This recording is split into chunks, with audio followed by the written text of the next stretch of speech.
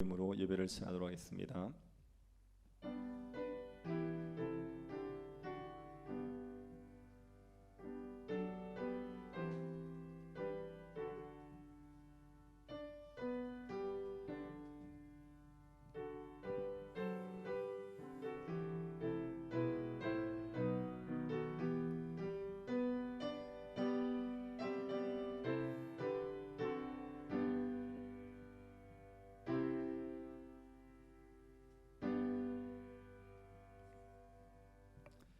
하나님께서 우리를 예배자로 삼으시고 복된 예배를 참여하며 하나님께 영광을 돌릴 수 있게 하여 주시니 감사를 드립니다.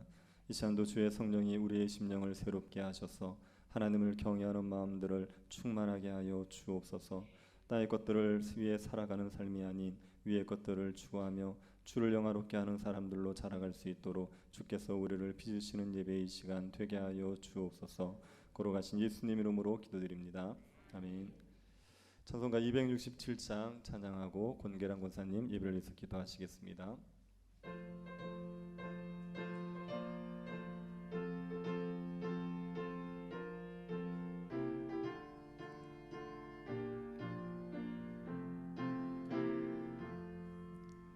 주의 확실한 약속의 말씀 듣고 주만 믿으면 구원을 얻으리라. 할렐루야 할렐루야 내가 예수를 믿어 그의 흘리신 피로 내 죄 씻었네. 할렐루야 할렐루야 내가 예수를 믿어 그의 흘리신 피로 내 죄 씻었네. 나의 갈 길이 험하고 위험하나 항상 예수의 도우심 믿고 가네. 할렐루야 할렐루야 내가 예수를 믿어 그의 흘리신 피로 내 죄 씻었네. 할렐루야 할렐루야 내가 예수를 믿어 그의 흘리신 피로 내 죄 씻었네. 주의 보좌의 천사들 둘러서서 우리 구주를 높이어 찬양하네.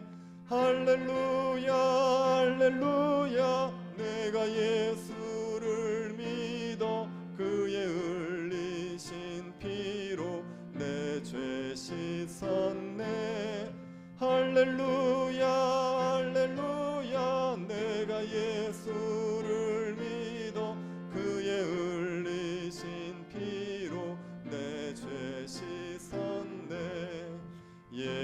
예언자들과 왕들도 반열대로 길 따라 나와 찬송하네.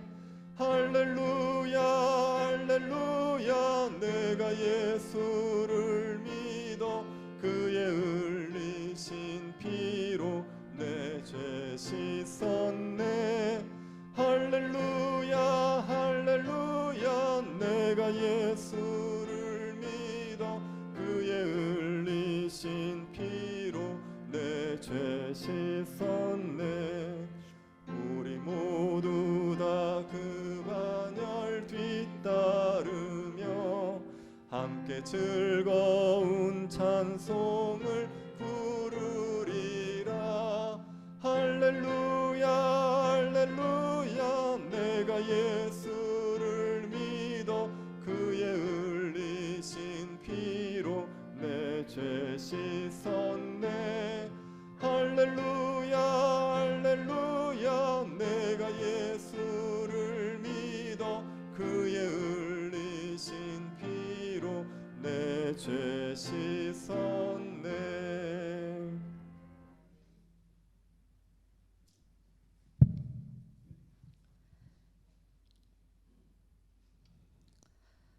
은혜 아니면 살아갈 수 없는 약하고 무익한 저희를 부르셔서 하나님의 자녀 삼아주신 참 좋으신 하나님, 오늘 또 귀한 예배의 자리로 불러주심을 감사드립니다.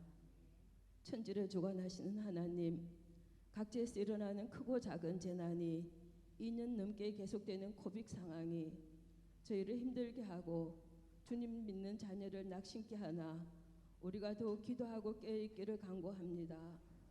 주님의 발자국 소리가 점점 다가오는데도 교회는 안주하여 나아가지 않고 주민은 우리들 역시 주님의 재림을 사모하기보다 세상의 안락함에 빠져 있지는 않은지요.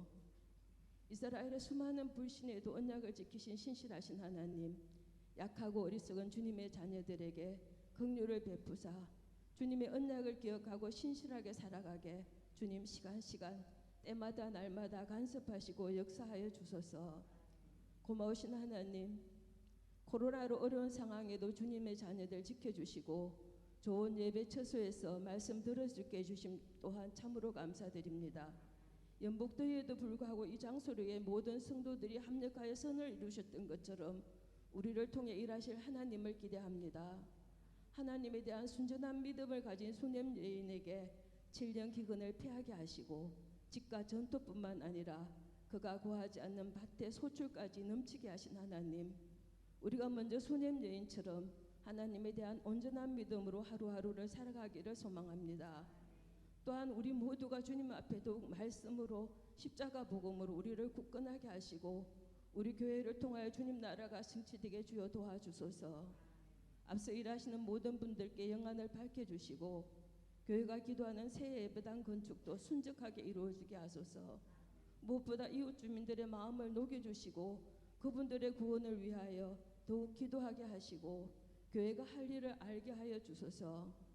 또한 원하지 않는 질병으로 자녀의 취업 문제로 물질의 어려움으로 참으로 여러 가지 모습으로 온 마음 다해 간구하는 기도 주님더러 응답하사 우리가 주님 살아계심을 나날이 체험하며 감사하고 하나님의 자녀로 살아가는 것이 얼마나 복된 일인가 우리가 모두가 감사하며 찬양의 제사를 드리기를 소망합니다. 오늘 강단에서 보내는 목사님 귀한 말씀 저희가 믿음으로 받아 저희 삶이 주님 닮은 삶 되게 하시고 우리의 심령이 새롭게 되어 하나님 기뻐하시는 삶 살아가게 하소서. 예배의 시종을 주님 주관해 주실 것을 믿으며 우리의 산 소망이 되시는 예수님 이름으로 기도드립니다. 아멘.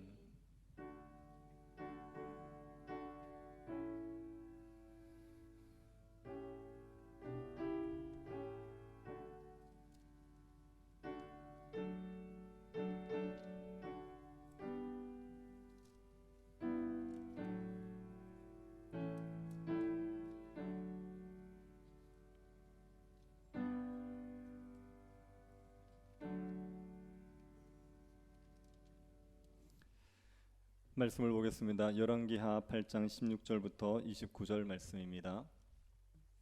열왕기하 8장 16절부터 29절 말씀입니다. 찾아서 한 절씩 교도하겠습니다. 16절부터 29절 말씀 찾으셨으면 한 절씩 교도하겠습니다. 이스라엘의 왕 아합의 아들 요람 제5년에 여호사밧이 유다의 왕이었을 때에 유다의 왕 여호사밧의 아들 여호람이 왕이 되니라.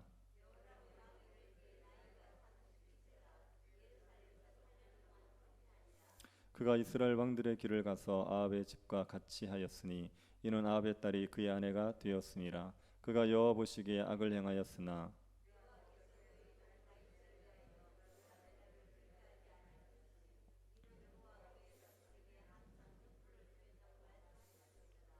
여호람 때 에돔이 유다의 손에서 배반하여 자기 위에 왕을 세운 고로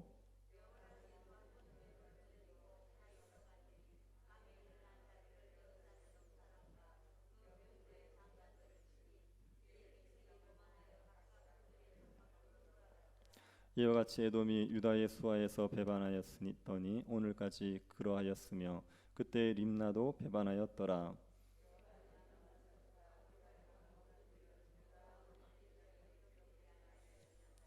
여호람이 그의 조상들과 함께 자매 그의 조상들과 함께 다윗성에 장사되고 그의 아들 아하시아가 대신하여 왕이 되니라.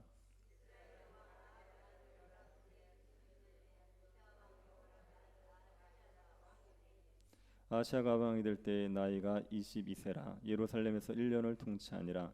그의 어머니의 이름은 아달랴라. 이스라엘 왕 오므리의 손녀이더라.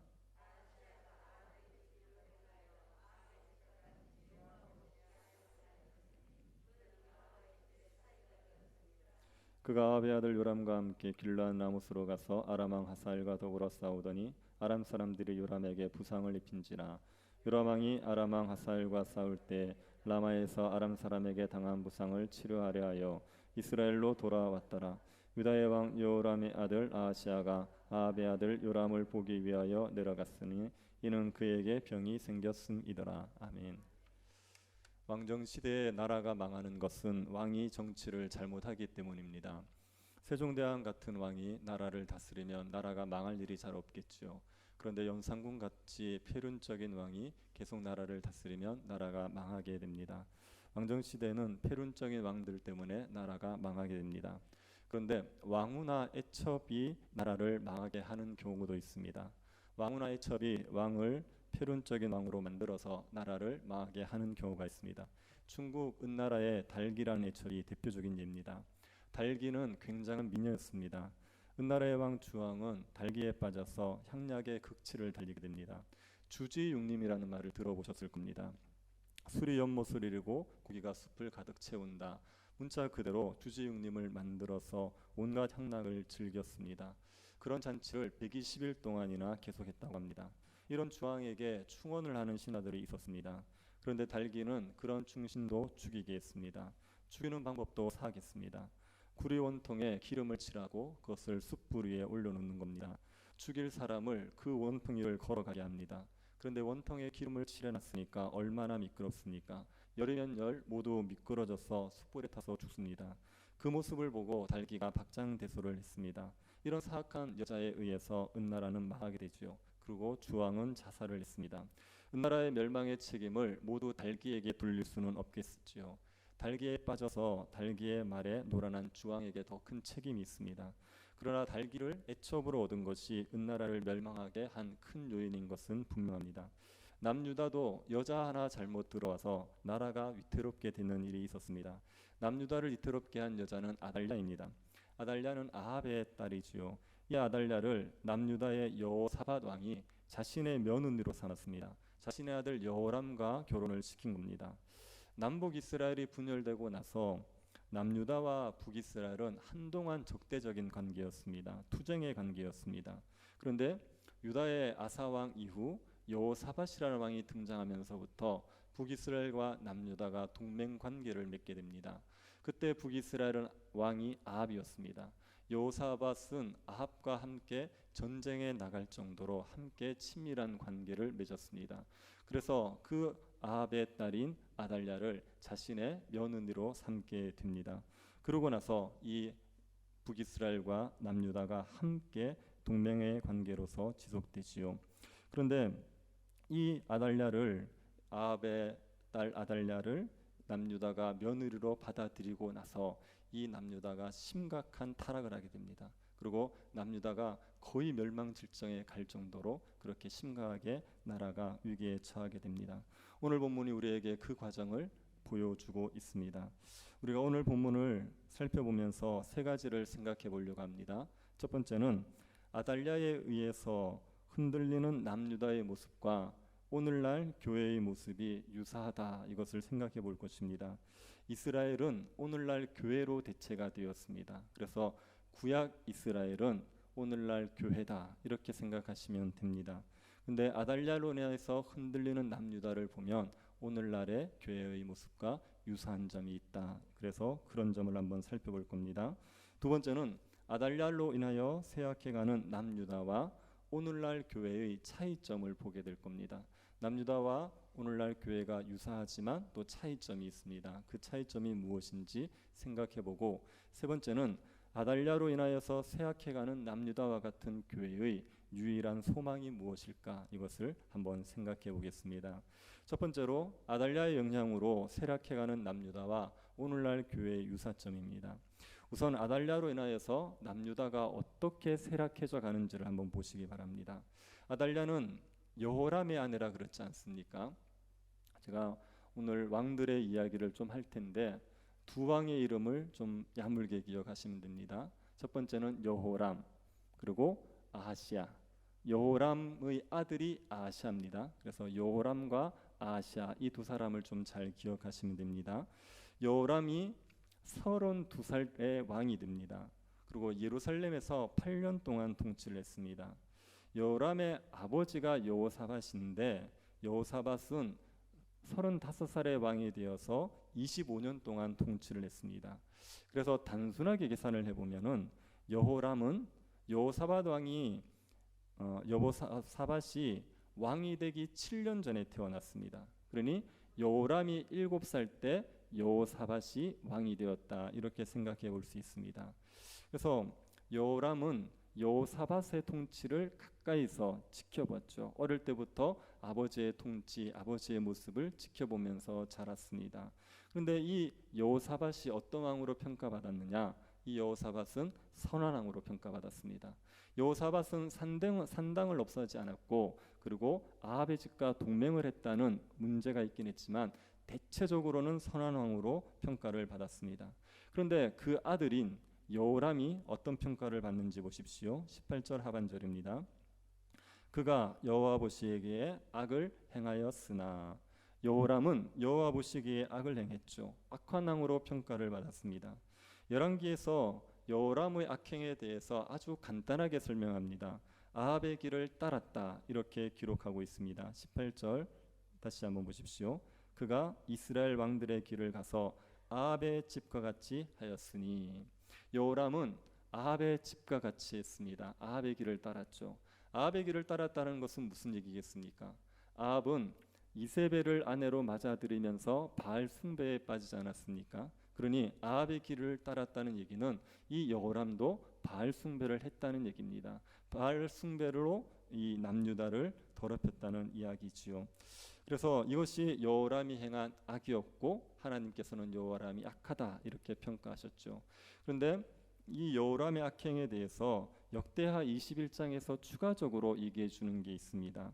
지금 열왕기에서는 여호람의 종교적인 타락을 이야기했다면 역대하 21장에서는 여호람의 도덕적인 타락에 대해서 말하고 있습니다. 21장 4절입니다. 여호람이 그의 아버지의 왕궁을 다스리게 되어 세력을 얻은 후에 그의 모든 아우들과 이스라엘 방백들 중 몇 사람을 칼로 죽였더라. 여호람이 왕이 되고 나서 세력을 얻은 후에 그의 모든 아우를 죽였습니다. 그리고 이스라엘 방백 중에 몇 사람을 죽였지요. 여호람의 아우들은 모두 6명입니다. 역대하 21장 2절입니다. 여호사밧의 아들 여호람의 아우들 아사랴와 여히엘과 스가랴와 아사랴와 미가엘과 스바다는 다 유다 왕 여호사밧의 아들들이라. 아사랴부터 스바다까지 6명의 아우들이 있었습니다. 여호사밧은 여호람이 장자여서 그래서 왕으로 세웁니다. 그러고 나서 6명의 아들들은 많은 재산과 또 보물을 주고 견고한 성을 줘서 살게 했습니다. 아들들은 왕이 되지는 못했지만 아버지에게 후한 대우를 받으면서 살게 해준 거죠. 이렇게 해서 왕자의 난이 일어나지 않습니다. 보통 이제 아들들이 많으면 왕위를 차지하기 위한 왕자의 난이 있지 않습니까? 근데 여호사밧이 지혜롭게 행함으로 말미암아 왕자의 난이 일어나지 않았습니다. 여호람은 장자로서 왕이 되었죠. 그런데 여호람이 세력을 얻고 나서 아우들을 다 죽여버립니다. 여호람이 아우들을 죽인 것은 그들이 왕위에 위협이 된다는 이유 때문입니다. 여호람의 아우들이 여호람보다 훨씬 선했습니다. 하나님 말씀을 더 잘 지켰습니다. 그 선한 왕들이 자기의 자리를 위협한다 생각하니까 여호람이 아우들을 다 죽여버리고 여기에 대해서 반대하는 이스라엘 방백들 몇 명까지 죽여버린 거지요. 그래서 여호람은 하나님 앞에서 악한 왕이라 평가를 받았습니다. 여호람이 이렇게 악한 왕이 된 이유를 열왕기 기자는 무엇 때문이라고 말합니까? 8장 18절을 다시 한번 보십시오. 그가 이스라엘 왕들의 길을 가서 아합의 집과 같이 하였으니 이는 아합의 딸이 그의 아내가 되었음이라. 여호람이 아합과 같이 된 이유는 아합의 딸이 그의 아내가 되었기 때문입니다. 아달랴의 영향으로 이 여호람이 아합의 집과 같이 행했습니다. 아달랴가 여호람을 악한 왕으로 만들어 버린 거지요. 아하시아도 마찬가지입니다. 요람의 아들 아하시아도 악한 왕으로 평가를 받습니다. 아하시아는 요람 왕의 막내 아들입니다. 요람에게 아들과 아내들과 아들들이 여럿이 있었습니다. 그런데 요람의 통치 말년에 블레셋 사람들과 아라비아 사람들이 쳐들어와서 이 요람의 아내들과 아들들을 다 죽여버립니다. 그때 유일하게 살아남은 사람이 아하시아입니다. 막내 아하시아가 살아남습니다. 그래서 이 아하시아가 요람이 죽고 나서 왕위에 오르지요. 그때의 나이가 22살입니다. 그리고 딱 1년을 통치하고 젊은 나이에 죽습니다. 이 아하시아도 하나님에게 악한 왕으로 평가받았습니다. 27절 한번 보십시오. 아하시아가 아합의 집 길로 행하여 아합의 집과 같이 여호와 보시기에 악을 행하였으니, 아하시아도 아합의 길을 행했습니다. 그래서 여호와 보시기에 악한 왕이라 평가를 받았죠. 아하시아가 아합의 길을 행하게 된 그 배후에도 아달랴가 있었습니다. 26절입니다. 아하시아가 왕이 될 때에 나이 22세라 예루살렘에서 1년을 통치하니라. 그의 어머니의 이름은 아달랴라 이스라엘 왕 오므리의 손녀이더라. 아하시아의 어머니가 아달랴라는 걸 밝히고 있습니다. 아하시아가 어머니가 아달랴라는 것을 밝히는 것은 아달랴의 영향을 아하시아가 받았기 때문이죠. 여람이 죽고 나서 젊은 아하시아가 왕이 되었습니다. 그 왕을 아달랴가 좌지우지했던 겁니다. 그래서 그 아달랴의 영향으로 이 아하시아가 아합의 길을 걷게 되었습니다. 그리고 아하시아는 아합의 집의 사위이기도 했습니다. 27절 보십시오. 아하시아가 아합의 집 길로 행하여 아합의 집과 같이 여호와 보시기에 악을 행하였으니 그는 아합의 집의 사위가 되었음이라. 아하시아의 어머니 아달랴도 아합의 딸이었지만 아하시아의 아내도 아합의 집의 여자였던 겁니다. 그래서 어머니도 아합의 집의 딸, 그리고 아내도 아합의 집의 여자였습니다. 그러다 보니 아합의 길을 걸어가면서 하나님 앞에 악한 왕이란 평가를 받았습니다. 여람과 아하시아는 모두 남유다의 왕입니다. 그런데 북이스라엘 아합의 길로 행했습니다. 남유다의 왕들이 본으로 삼아야 될 왕이 다윗입니다. 다윗을 본받아 다윗의 길을 걸어갔어야 되는데, 그런데 북이스라엘 왕인 아합을 본받아 아합의 길을 걸어갑니다. 아달랴의 영향으로 이 두 왕들이 아합처럼 되어버리고 만 거지요. 지금 남유다는 북이스라엘의 동화가 되어버렸습니다. 북이스라엘은 여로보암의 금송아지 숭배와 더불어 바알 숭배에 빠져 있었습니다. 이방의 우상 문화에 완전히 젖어 있는 곳이 북이스라엘입니다. 그런데 남유다의 왕들이 그 북이스라엘의 왕들과 동맹하기 시작하면서 남유다가 북이스라엘에게 선한 영향을 끼친 게 아니라 북이스라엘의 그 타락한 영향을 받아서 남유다도 북이스라엘화 되어 버린 거죠.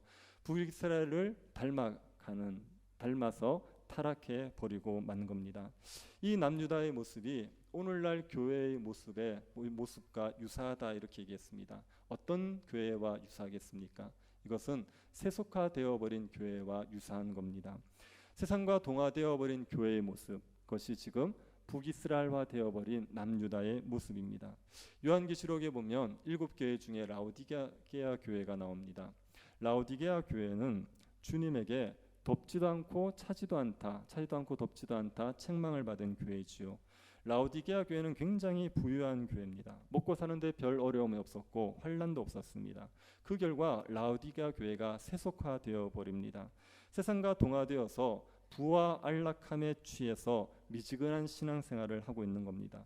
영적으로는 굉장히 헐벗었습니다. 물질적으로 부유했기 때문에 영적인 갈급함이 없는 겁니다. 그래서 그저 편하게 사는데 길들여져서 영적으로 굉장히 헐벗은 상태였지만, 그러나 안락함에 취해서 신앙의 열심을 내지 않고 살아갔습니다. 이런 세속화되어버린 교회, 그런 모습이 지금 북이스라엘화 되어버린 남유다의 모습입니다.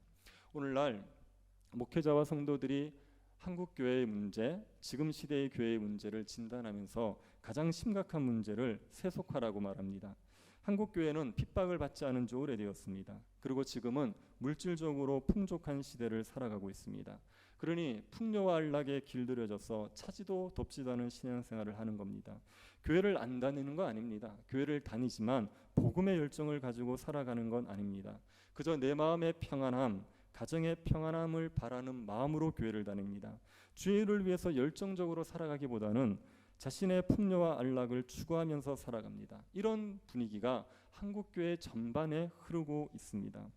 조셉 마테라라는 목사님이 계십니다. 그분이 세속화된 기독교인의 10가지 징후라는 칼럼을 쓰셨습니다. 그 칼럼에 보면 세속화된 기독교인의 10가지 특징을 이렇게 소개하고 있습니다. 첫 번째, 하나님의 뜻이 무엇인지 먼저 생각하지 않고서 중요한 결정을 내린다. 인생의 중요한 결정을 할 때 하나님의 뜻이 무엇인지 생각하지 않는 겁니다. 하나님의 뜻보다 자신의 소원이 더 우선시 되는 거죠. 두 번째, 하나님보다 사람들의 생각이나 시선을 더 의식한다.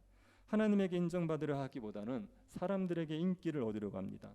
하나님의 평가보다 사람들의 평가를 더 중요하게 여깁니다. 세 번째, 성령이 아니라 돈에 이끌린다. 돈이 되는 일을 하지 성령이 기뻐하시는 일을 하지 않습니다. 주일날 예배하고 성도들과 교제하는 게 무슨 돈이 됩니까? 이런 일들은 별로 귀하게 여기지 않고 돈 되는 일들을 귀하게 여기는 겁니다. 네 번째, 교회에 참석하는 주 목적이 하나님을 예배하기 위해서가 아니라 인간관계를 위해서다. 교회에 참석하는데 사람들과 교제하기 위해서 교회에 참석합니다. 우리나라는 이게 좀 덜할 수 있습니다. 그런데 교회가 중심이 되는 사회에 가면 교회에 참석하지 않으면 인간관계를 맺을 수가 없습니다. 그러다 보니 예배보다 사람들과의 관계 때문에 교회에 참여하게 되는 거죠. 다섯 번째, 대중문화가 추구하는 가치를 모방한다. 대중문화는 외모의 아름다움을 추구합니다. 성적인 방종을 추구하죠.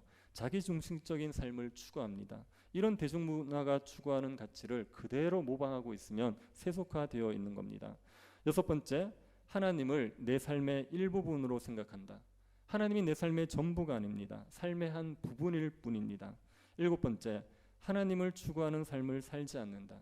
하나님께 자신의 세속적인 삶을 축복해 달라고는 구합니다. 부하게 해주십시오. 편안하게 해주십시오. 세상에서 인정을 받게 해주십시오. 그렇게 기도하지만 하나님을 닮게 해달라고는 기도하지 않습니다. 하나님의 뜻에 순종하게 해달라고 기도하지 않습니다. 여덟 번째, 다른 이들에게 복음의 영향력을 미치지 않고 전도하지 않는다. 세속화된 기독교인들은 다른 이들을 예수 그리스도로 인도하지 않습니다. 영혼을 인도해야 된다는 부담감을 전혀 느끼지 않습니다. 그래서 대부분의 세속화된 기독교인들은 5년이나 10년 사이에 단 한 영혼도 예수 그리스도로 인도해 본 경험이 없습니다. 그 이유는 세상에 완전히 포섭이 되어서 영혼에 대한 감각들을 가지고 있지 않기 때문입니다. 아홉 번째, 제자를 삼지 않는다. 다른 사람의 성장을 위해서 자기의 시간을 투자하지를 않는 겁니다. 열 번째, 재정에 있어서 성경적 청지기 정신을 가지고 있지 않다. 자신의 돈이 하나님의 것이라고 인정하지 않습니다. 11조는 할 수 있습니다. 그러나 11조하고 나서 나머지 돈은 내 돈인 겁니다. 내가 원하는 대로 쓰는 겁니다. 이게 세속화된 기독교인들의 모습이다. 이렇게 얘기했습니다. 하나하나 들어보면 우리에게 되게 찔림이 되지 않습니까? 우리가 이렇게 살아가고 있다 생각이 들지요. 여기에 세속화된 교회의 10가지 특징이라는 것도 있습니다. 이건 제가 제목만 간단하게 읽어드리겠습니다. 첫 번째, 대중적으로 인기 있는 내용으로 설교하고 문화적으로 논쟁의 여지가 있는 내용을 피한다. 두 번째, 교인과 교육자의 자격 기준이 없다. 세 번째, 혼전 성교와 혼전 동거가 교인들 내에서 보편화되어 있다. 네 번째, 대부분의 젊은이들이 전통적인 가족 구성이나 결혼이 아닌 다른 방식으로 살아가고 있다. 다섯 번째, 세속 음악이 교회 행사에 연주된다. 여섯 번째, 세속적인 춤, 음주, 만취가 만연 허용된다.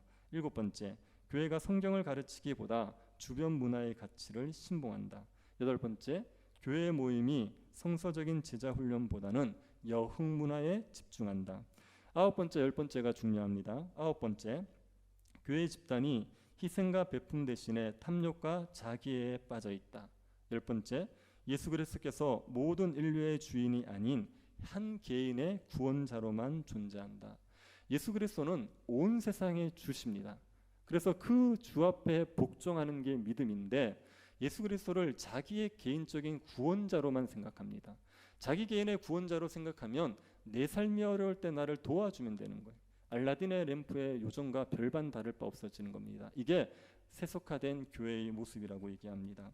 한국 교회가 이런 특징들을 보이고 있지 않습니까? 그래서 한국 교회가 세속화되어 가고 있다고 말하고, 세속화가 지금 교회의 가장 심각한 문제다 이렇게 이야기하고 있습니다. 한국 교회가 세속화된 것은 아달랴를 받아들였기 때문입니다. 교회 안에 아달랴가 들어와서 교회를 세속화시켜 버렸습니다. 교회 안에 아달랴는 어떤 것들이 있습니까? 거짓 가르침이 아달랴지요. 교회 안에 만연하고 있는 온갖 거짓 가르침들이 아달랴입니다. 기복주의, 율법주의, 신비주의가 있습니다. 말씀을 이용하는데 말씀을 이상하게 해석하면서 온갖 잘못된 가르침들을 가르쳐내는 겁니다. 그래서 신비주의는 정말 교회 안에 만연해 있습니다. 뭔가 자꾸 봤다는 걸 의지하고 뭔가 신비한 체험을 의지하는, 하나님의 말씀을 듣고는 믿지 못하는데 신비한 체험을 하면 대단한 무슨 큰 은혜를 경험한 것처럼 생각하는 그런 문제들이 너무 많이 만연되어 있습니다. 율법주의 너무 많죠. 어떤 행위로서 하나님의 인정을 받으려는 그런 율법주의 많습니다. 기복주의적인 가르침이 교회 안에 판을 치고 있죠. 이게 다 아달랴입니다. 그리고 세상의 풍조도 아달랴입니다. 세상의 가치관이 교회에 자꾸 들어옵니다. 돈이나 사회적인 지위가 있는 사람이 교회 안에서도 인정을 받는 겁니다. 세상에서 부한 사람, 세상에서 힘 있는 사람이 교회에 오면 그 세속적인 가치 때문에 인정을 받고 높은 사람으로 존중을 받는 거예요. 이거는 세상의 풍조가 교회 안에 들어와 버리게 된 겁니다. 편안하고 안락한 삶을 최고의 삶으로 생각합니다. 그래서 누가 먹고 사는 걱정 없이 편하게 잘 산다 그러면 굉장히 부러워하는 거예요. 그건 절대로 부러운 삶이 아닌데, 하나님의 영광을 위해서 정말 십자가의 길을 걸어가는 사람이 부러움의 대상이 돼야 되는데, 그런 사람을 부러워하지 않고 편안하고 안락하게 사는 사람을 부러워하는 겁니다. 자기 하나님의 영광보다는 자기의 유익이 우선이고 자기 교회가 우선인 그런 이기적인 마음들이 세상의 풍조인데, 이게 교회 안에 들어와 있는 거죠. 이런 세상의 풍조도 아달랴입니다. 그리고 세속적인 사람도 아달랴입니다. 교회 회원을 받아들일 때 세속적인 사람을 받아들여 버립니다. 회원으로서의 검증을 하고 받아들여야 되는데 그런 과정이 없이 세속적인 사람을 받아들이니까 교회에 와서 세속적인 가치관을 끊임없이 퍼뜨리게 되는 거죠. 그리고 그런 사람들이 교회에 그냥 오래 다니고 회심을 경험하지 않으면 그런 사람들이 교회에서 리더십을 가질 수 있습니다. 그러면 그 세속화된 리더 때문에 교회가 세속화되어지는 경우들이 많이 있습니다. 교회가 이런 세속화를 지금 우리의 모습에 보이고 있고, 교회가 지금 세속화의 위기에 빠져 있죠. 교회가 세속화되어지면 나타나는 일이 무엇이냐면 교회가 쇠약해지는 겁니다. 교회는 세상과 닮아가면 닮아갈수록 점점 힘을 잃어버리게 됩니다. 남유다의 경우에 아달랴로 인하여서 북이스라엘화 되어버렸습니다. 아합의 집과 같이 되었죠. 그러고 나자 이 남유다의 국력이 급격하게 쇠약해집니다. 20절 한번 보십시오. 여호람 때에 에돔이 유다의 손에서 배반하여 자기 외에 왕을 세운 고로. 에돔이 유다의 지배하에 있었습니다. 여호람 아버지 여호사밧이 왕일 때 에돔에다가 섭정 왕을 세웠었습니다. 그러니 유다의 입맛에 맞는 왕을 에돔에 세운 거였죠. 그렇게 에돔을 지배했었는데 이 여호람이 왕이 되고 나서 에돔이 독립을 시도하는 겁니다. 자기가 왕을 세워버린 겁니다. 그리고 이 독립운동이 성공을 합니다. 21절 보십시오. 여호람이 모든 병거를 거느리고 사헬로 갔더니 밤에 일어나 자기를 에워싼 에돔 사람과 그 병거의 장관들을 치니 이에 백성이 도망하여 각각 그들의 장막들로 돌아갔더라. 에돔이 독립을 시도하자 여호람이 군대를 이끌고 사일이라는 곳에 갔습니다. 사일은 에돔에 속한 마을입니다. 거기에 갔는데 에돔 사람들이 밤에 이 여호람의 군대를 포위해버린 거죠. 그래서 여호람이 죽을 힘을 다해 싸워서 겨우 도망쳐오고 백성들은 뿔뿔이 흩어집니다. 그래서 에돔의 독립운동을 진압하지 못하고 에돔은 독립을 하게 되었습니다. 여호람으로 말미암아 여호람의 때에 에돔이 독립을 했다는 것은 남유다가 그만큼 약해졌다는 말입니다. 그리고 림나도 유다를 배반하죠. 림나는 여호수아의 가나안 정복 때 정복이 되어서 유다 지파에게 분배되었던 성읍입니다. 그런데 레위인의 성읍으로 선택이 되어서 아론 자손이 차지하게 되었었죠. 이 림나도 유다를 배반하게 됩니다. 림나를 가나안 족속이 지배하게 되고 가나안 족속이 독립을 선언했던 것 같습니다. 유다 지파 하에 있던 나라와 성읍들이 독립을 한 겁니다. 이건 유다의 세력이 약해졌다는 겁니다.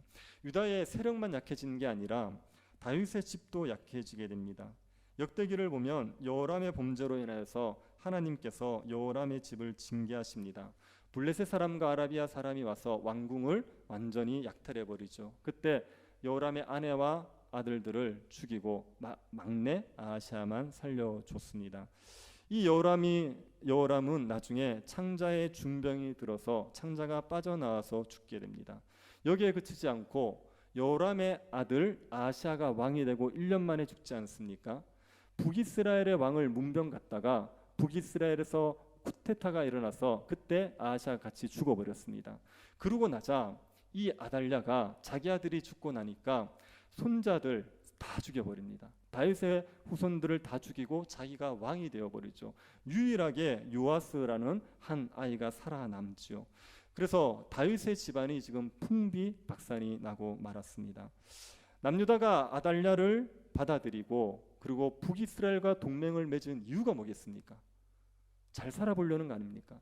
북이스라엘처럼 부강해 보려는 겁니다. 그래서 북이스라엘과 동맹을 맺었는데 이것 때문에 남유다는 쇠약해져 버려요. 부강해지는 것이 아니라 나라가 점점 쇠약해지고 그리고 다윗의 가문도 큰 타격을 입게 되는 겁니다.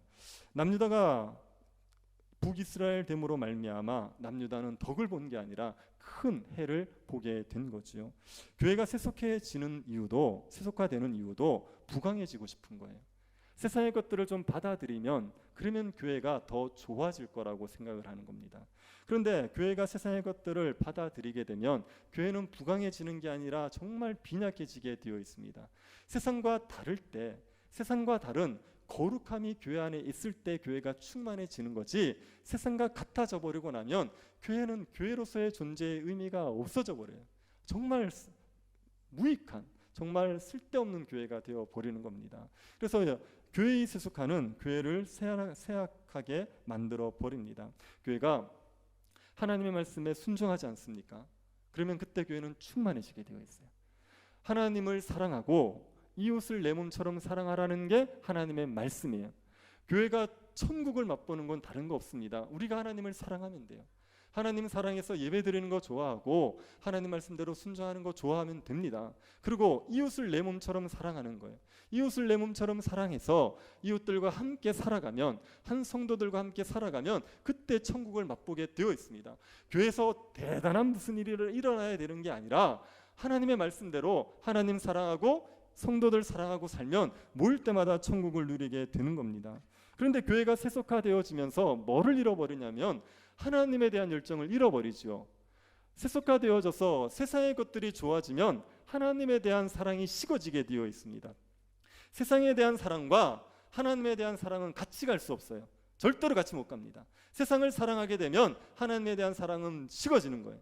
그래서 자꾸만 세속화되어지는 교회는 하나님에 대한 사랑이 식어집니다. 그러면 성도에 대한 사랑이 같이 식어져요.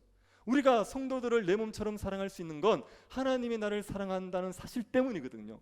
하나님의 사랑을 경험한 자들, 하나님을 사랑하는 자들이 성도를 내 몸처럼 사랑할 수 있는데 세속화 되어버리고 나면 하나님에 대한 사랑과 성도에 대한 사랑이 식어져 버립니다. 그래서 교회가 충만해지지 않습니다. 교회가 오면 삭막해지고 교회에서 하나님의 나라를 맛보는 게 아니라 교회 오면 마음이 힘들어지게 되는 겁니다. 오늘날 세속화됨으로 말미암아 교회에 어떤 일이 일어나고 있습니까? 교회 안에서 분열과 다툼이 계속 일어나고 있어요. 교회가 자꾸 싸웁니다. 교회가 자꾸 분열을 하니까 싸우지만 않아도 교회가 부흥한다는 얘기가 나올 정도로 그렇게 교회 안에서의 분열과 다툼이 많아요. 교회 안에서 거듭남이 일어나지 않습니다. 불신자들이 와서 감화를 받고 교회에서 새 생명으로 태어나야 되는데 그런 일들이 생겨나지 않죠. 교회가 세상의 소금과 빛으로서의 역할을 감당하지를 못하는 겁니다. 세속화되어지고 나니까 쇠약해져서 교회가 이 충만함을 잃어버리고 있는 겁니다. 그런 점에서 아달랴로 이스라엘화 되어버린 남유다와 오늘날 세속화된 교회가 유사하다, 이렇게 이야기를 하는 겁니다. 그런데 이 남유다와 교회는 중요한 차이점이 있습니다.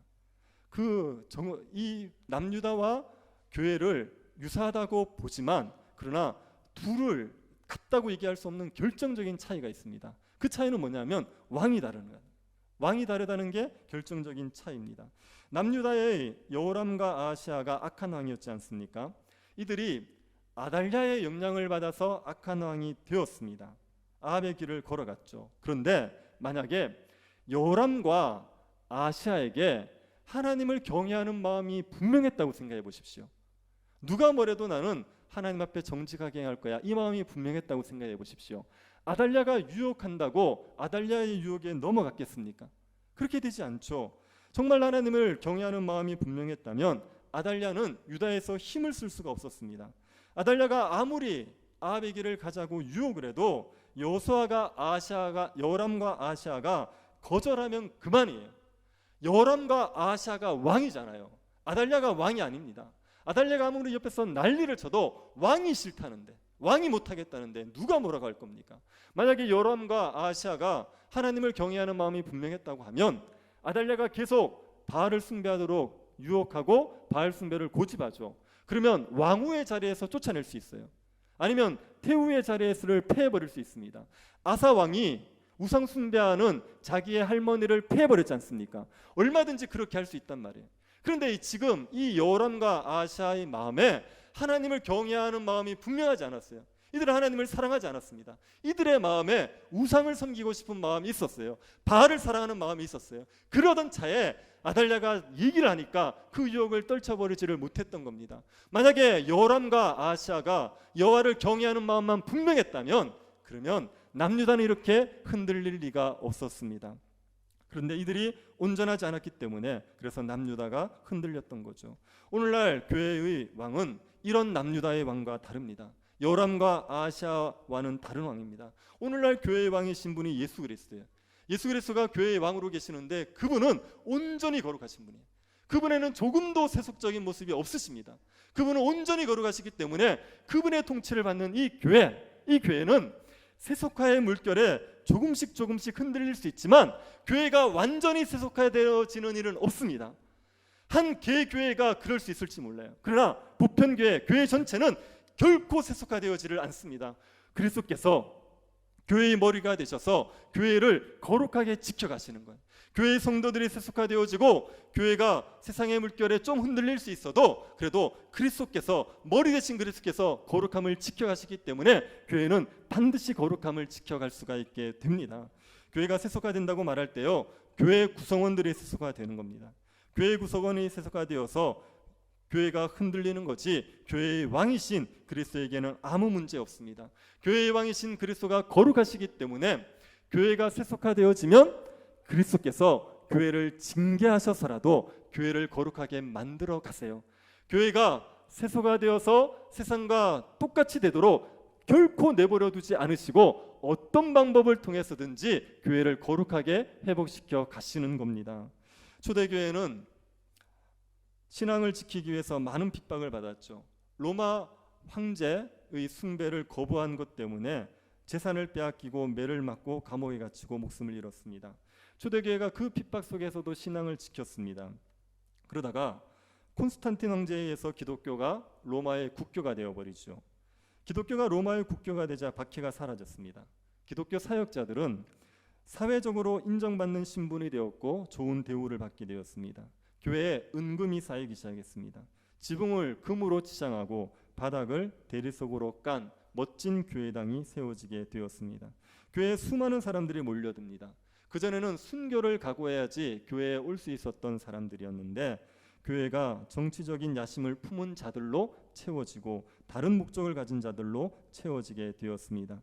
그래서 교회가 세속화되어지고 변질되어 갔죠. 교회가 순수성과 정결을 잃게 되고 교회 지도자들은 그리스도의 보혈로 말미암은 영원한 제사함의 복음, 의롭다 함을 받는 믿음, 분명한 구원의 증거, 이런 것들에 관심을 잃어갔습니다. 교회가 세상과 똑같이 동화되어 갔습니다. 이런 교회를 예수 그리스도께서 정화시키기 위해서 종교개혁을 일으켜버렸어요. 그 교회 속에 참된 하나님의 백성들을 모아서 교회를 다시 한번 새롭게 하셔서 개신교가 시작되었고 교회다운 교회들이 아직도 유지되고 있는 겁니다. 교회의 왕이신 예수 그리스도가 교회의 거룩함을 지켜가십니다. 그래서 세상이 아무리 교회를 뒤흔들고 교회가 세상에 흔들려도 교회는 결국 거룩함을 지켜가게 되는 겁니다. 그래서 교회가 세소가 되었다, 교회가 엉망이다, 그래서 그런 마음으로 교회에 대해서 부정적인 태도를 가지고 낙심할 일이 아닙니다. 교회의 머리 되시는 예수 그리스도께 소망을 두셔야 됩니다. 그분이 얼마든지 교회를 거룩하게 회복해 가실 수 있다, 이걸 믿으시기를 바랍니다. 그리고 이런 상황 속에서 우리의 유일한 소망이 뭐냐? 예수 그리스도를 붙드는 거예요. 그리스도의 십자가를 붙들고 이걸 자랑하는 게 우리가 할 수 있는 유일한 소망이고 우리가 할 수 있는 가장 최선의 방법입니다. 예수 그리스도가 하나님이신 걸 믿읍시다. 그분이 하나님이십니다. 지금 우리가 왕들의 이야기를 살펴보는 중에 엘리야와 엘리사의 사역이 오래 기록되어 있지 않았습니까? 엘리야와 엘리사가 수많은 이적을 행했어요. 뭘 보여주려고요? 하나님 살아계시다는 걸 보여주려고요. 죽은 자를 살려내는 거예요.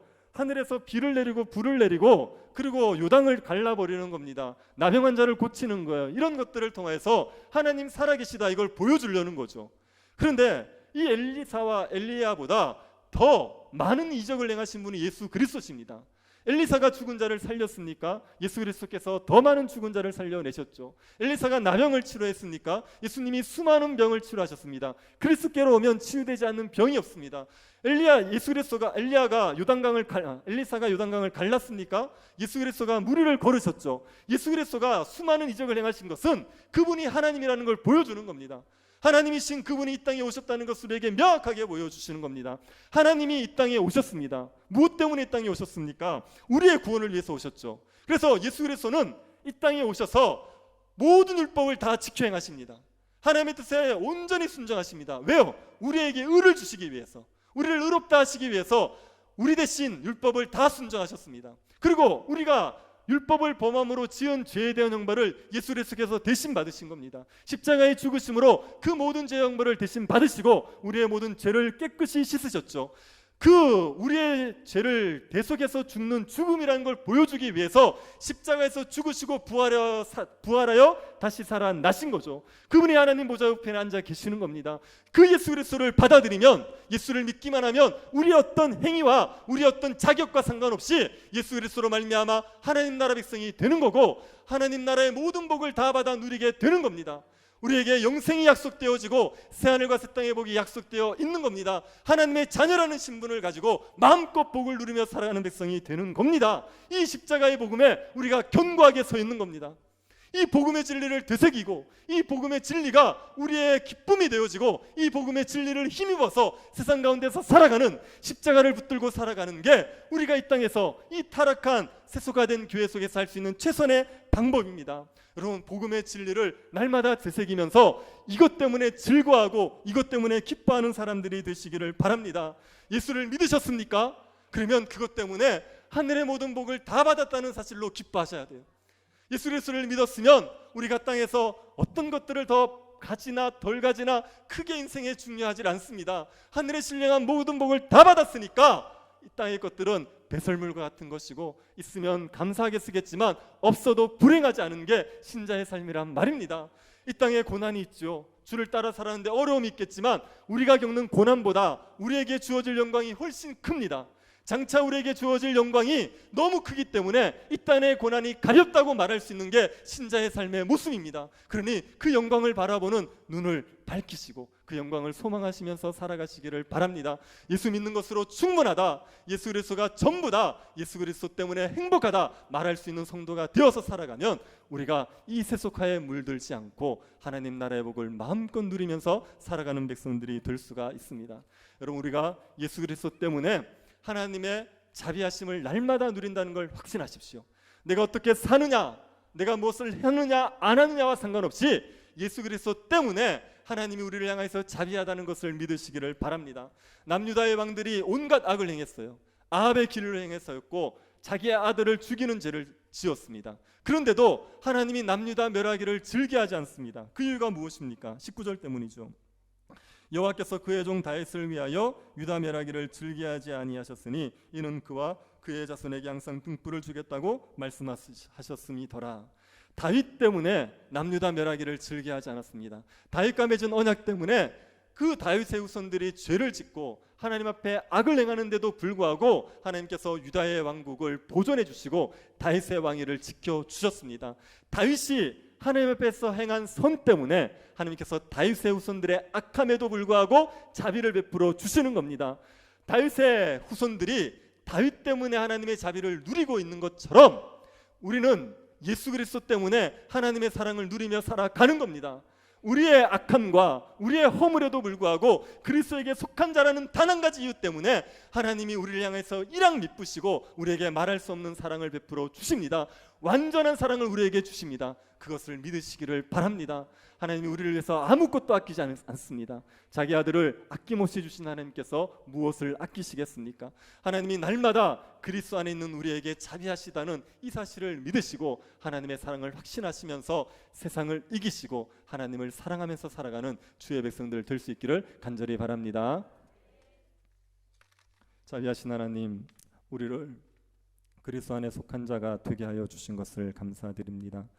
그리스도께서 우리의 머리가 되셔서 교회를 다스리고 계시오니 교회는 반드시 거룩해질 줄을 믿게 하여 주옵소서.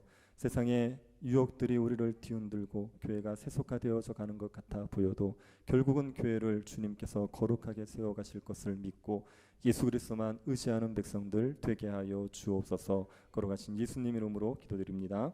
아멘. 예배 후에 임시당회가 당회실에서 있습니다. 그리고 어제 동대구노회 평신도 교육원 수료식이 있었습니다. 9분의 피택자들이 수료를 하셨는데 우리 수고한 피택자들을 잘 격려해 주시기 바랍니다. 449장 찬양하고 합심해서 기도하고 축도로 예배를 마치겠습니다.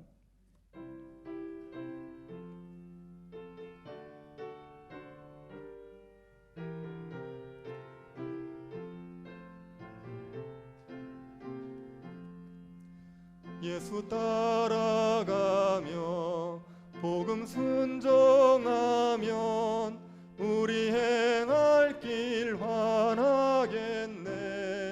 주를 의지하며 순종하는 자를 주가 늘 함께 하시리라. 의지하고 순종하는 길은 예수 안에 즐겁고 복된 길이로다. 해를 당하거나 우리 고생할 때 주가 위로해 주시겠네. 주를 의지하며 순종하는 자를 주가 안위해 주시리라. 의지하고 순종하는 길은 예수 안에 즐겁고 복된 길이로다. 남의 짐을 지고 슬픔 위로하면 주가 상급을 주시겠네. 주를 의지하며 순종하는 자를 항상 복 내려 주시리라. 의지하고 순종하는 길은 예수 안에 즐겁고 복된 길이로다. 우리 받은 것을 주께 다 드리면 우리 기쁨이 넘치겠네.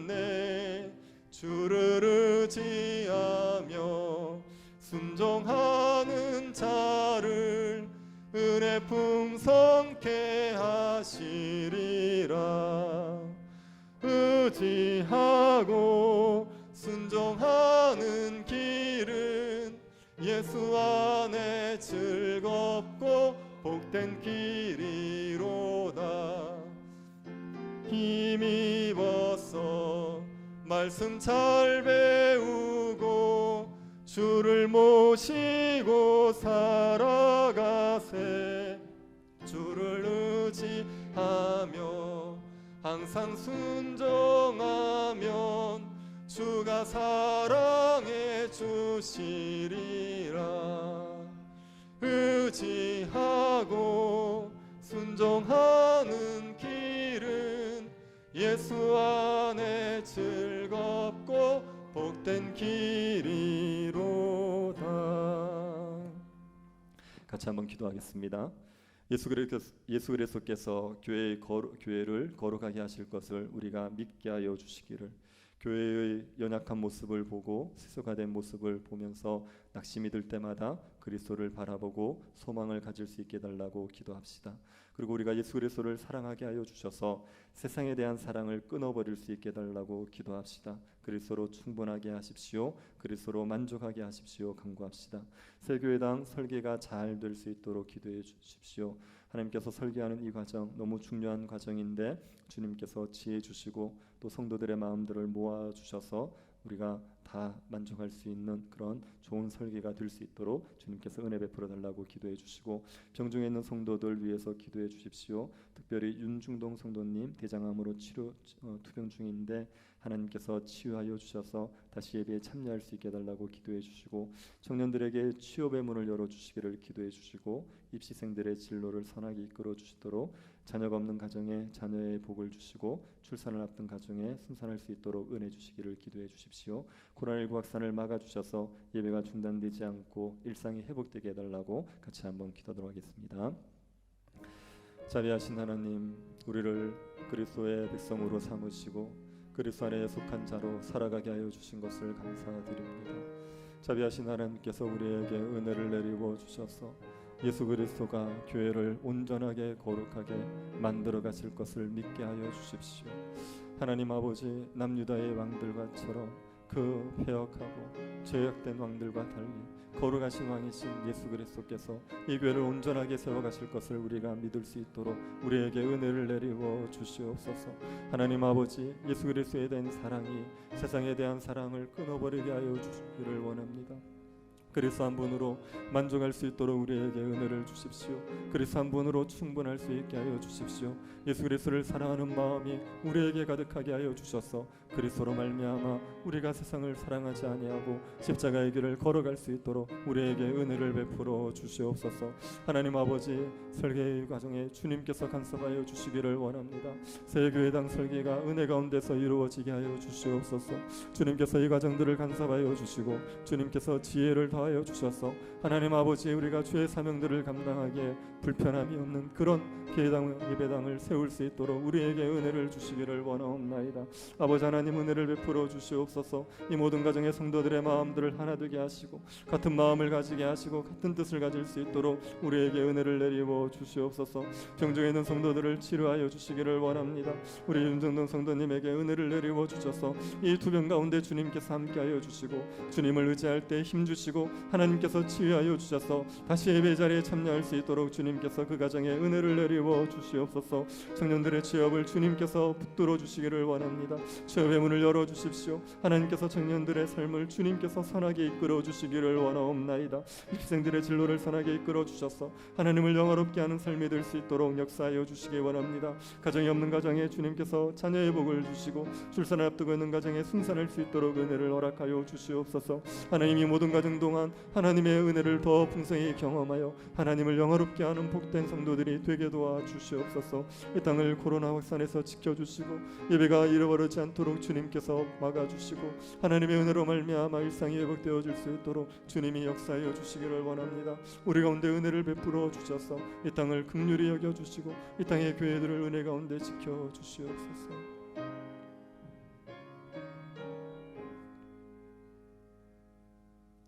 지금은 우리 주 예수 그리스도의 은혜와 하나님의 사랑과 성령의 교통 위로하심이 사랑하는 주의 백성들의 머리 위에 지금으로부터 영원토록 함께 있을지어다.